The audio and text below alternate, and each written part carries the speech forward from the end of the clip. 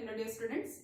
In the previous session we have discussed about some of the introduction part of this chapter, thermodynamics. In that particularly we have discussed about the basic terminologies such as system, surrounding, boundary, etc. Right.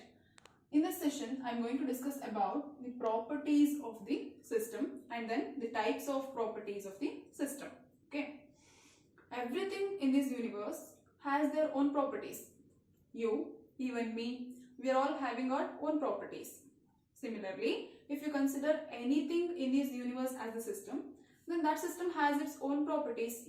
Here, properties of the system is nothing but characteristics of the system which describe the physical condition of the system. Characteristics of the system. Characteristics of the system which describes the physical condition of the system are called properties of the system.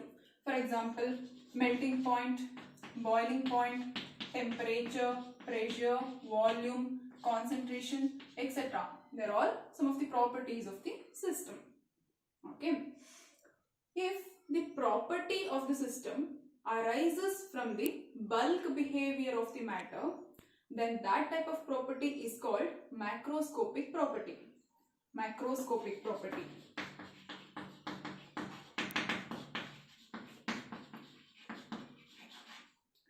For example, if I want to calculate the boiling point of water, I cannot do it with a single water drop or single water molecule, right? In order to calculate the boiling point of water, I need large number of water molecules. I need water in the bulk. That means boiling point is a property which arises from the bulk behavior of the particles. It does not arise from the single particle behavior. I cannot calculate boiling point with a single water molecule. So it's not a microscopic property, it's a macroscopic property. Okay. In the previous session I have told you that thermodynamics always deals at macroscopic level. It does not concentrate on the microscopic things. So here what and all properties we are going to study, they are all macroscopic properties only. Okay. So these macroscopic properties of the system can be subdivided into two types. One is extensive property. Extensive properties. Second one is intensive properties. Intensive properties. Now, let's discuss about these two in detail. Okay, these two types of properties are very much important from the point of examination. What are extensive properties? The properties of the system which depends upon the quantity of the matter present in the system or size of the system are called extensive properties. The properties of the system which depends upon the quantity of matter. Quantity of matter or quantity of matter present in the system. Present in the system or size of the system.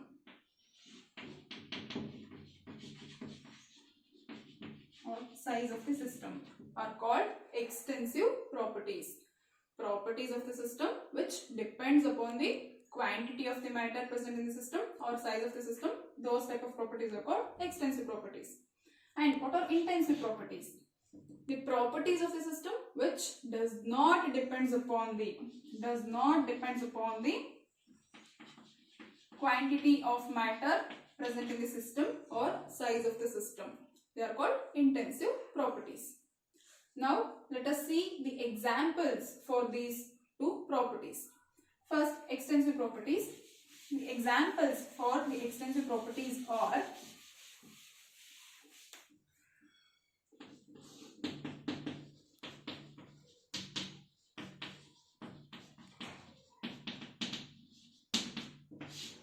mass. Mass is the extensive property. Why? Because mass depends on the quantity of matter present in the system or size of the system. If I consider these two, this duster and chalk piece, which one has higher mass? This one, obviously this one. Why? Because the quantity of matter present in this system is more compared to this.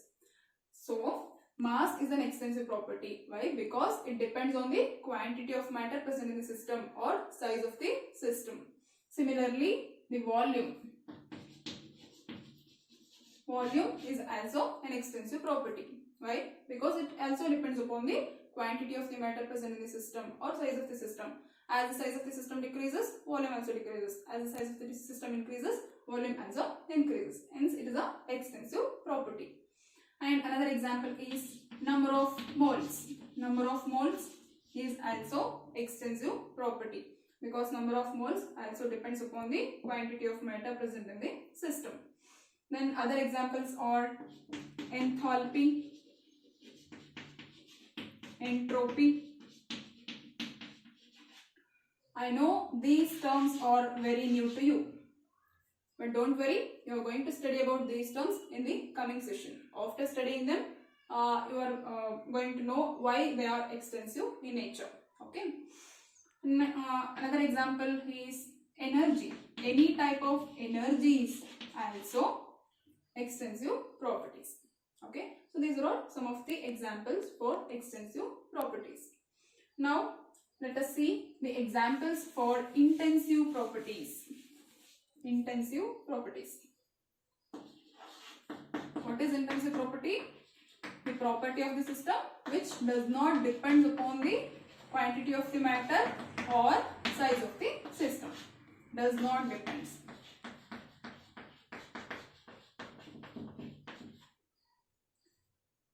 The first example is boiling point. Boiling point. Boiling point is an intensive property. Why? Because it does not depend upon the quantity of matter present in the system or size of the system. If I take 10 liters of water and find out its boiling point, I will get the value at around 100 degrees Celsius.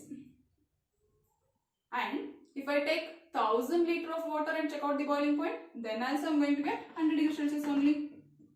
That means boiling point does not depend upon the quantity of the water I am taking.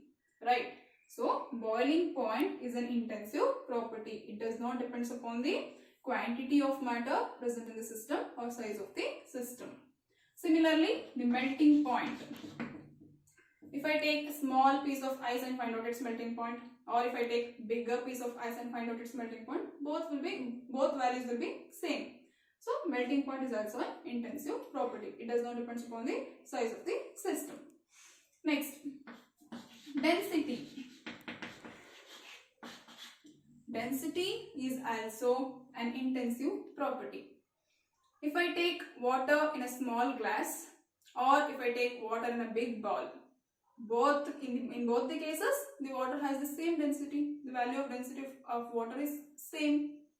Okay, that means density does not depend upon the quantity of matter present in the system or size of the system. Hence, density is also an intensive property. Are you getting? Okay, now let's move on to the other examples. Temperature and pressure. Temperature and pressure are also intensive properties. How? If I measure the temperature of this room, I'll get some value. Let's assume I'll get around 27 degrees Celsius. Now I'll divide this room into two parts and find out the temperature in one part of the room. Then also the temperature value will be same. I'll get 27 degrees Celsius only. That means if I measure the temperature of the whole room or the part of the room, the value of the temperature will not change. It will remain same. That means it does not depend upon the quantity of the matter present in the room or it does not depend upon the size of the room. Hence, it's an intensive property. Similarly, pressure. If I measure the pressure of this whole room or the part of the room, the value will be same. So, pressure is also an intensive property. Now, another examples for intensive property is pH. pH value is also an intensive property. You know what is pH, right? The value of pH for any acids will be less than 7, or the value of pH for any base is greater than 7, right? For example, if I take HCl acid to check out the pH value, the pH of the HCl is usually come around 4, that is less than 7. If I take single drop, 1 drop of HCl and find out the pH value, that will come around 4, that means less than 7. Or if I take 1 liter of HCl and find out its pH value, that will also comes around 4, that means less than 7. That means pH of any acid or any base, that doesn't depend upon the quantity of the acid or base we are taking. Okay, it is independent of the quantity of matter present in the system. So it is an intensive property. Now let's move on to the other example for this intensive property, that is concentration. Concentration is also intensive property, an intensive property. How? Let's assume I am going to prepare the solution of concentration 1 molar in a 1 liter beaker. Okay, I am going to prepare the solution of concentration 1 molar in 1 liter beaker. The concentration of the solution present in this beaker is 1 molar. Now I am going to transfer some amount of this same solution into a test tube. Let's say around 10 ml. I have transferred around 10 ml of the same solution into the test tube. What is the concentration of the solution present in this test tube now? 1 molar only, right? 1 molar. Because the concentration, I have transferred the same solution. The solution which is present in this beaker, it has the concentration of 1 molar. I have transferred the same solution into the test tube, but in little quantity. Okay. So, even if I transfer some amount of this solution into the test tube, the concentration is not going to change. That means concentration does not depend upon the quantity, whether it's 10 ml or 1 liter. The concentration of the solution in both the cases is 1 molar only. So this is an intensive property. Usually concentration is expressed as molarity or molality, mole fraction, normality, etc. Since concentration is an intensive property, these are also intensive properties. So these are all some of the examples for intensive properties. Okay, I hope you got this. Now you have to remember some points here. Okay, note. The first point is the ratio of extensive property upon an extensive property is always intensive. That means if you take the ratio of any two extensive property, the resulting one will be intensive. For example, we know that density is nothing but mass by volume. Mass by volume. Mass is an extensive property, right? And volume is also an extensive property. The ratio of extensive property and extensive property will give intensive property. Hence, density is an intensive property. Similarly, molarity. The formula for molarity is number of moles divided by volume. Here, number of moles is an extensive property. Volume also an extensive property. Therefore, extensive property upon extensive property will be resulting in intensive property. Hence, molarity is an intensive property. So, the ratio of any two extensive properties will always intensive. The second point is, if extensive property is multiplied by intensive property, that will give extensive property only. For example, force is equal to mass into acceleration. We know that mass is an extensive property, acceleration is intensive property. So extensive property into intensive property, that will result in extensive property only. Therefore, force is extensive in nature. Okay. And the third point is, if any extensive property expressed as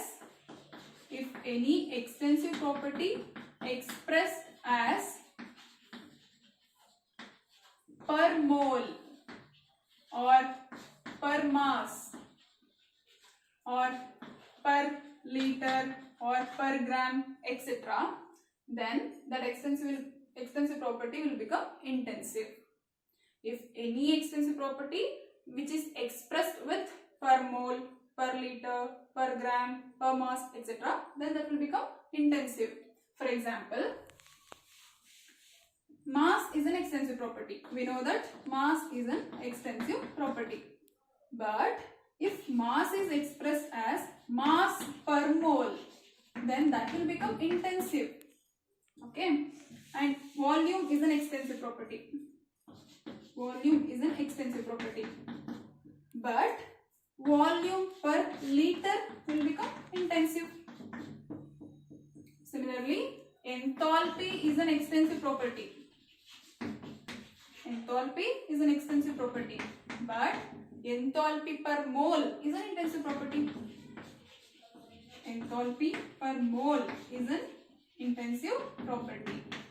So, any extensive property, if it is expressed with per mole, per gram, per mass, etc., then that will become intensive. Okay. Here, per mole is it can also be written as molar. Mass per mole and molar mass, both are same. Okay. Per mole can also be written as a molar.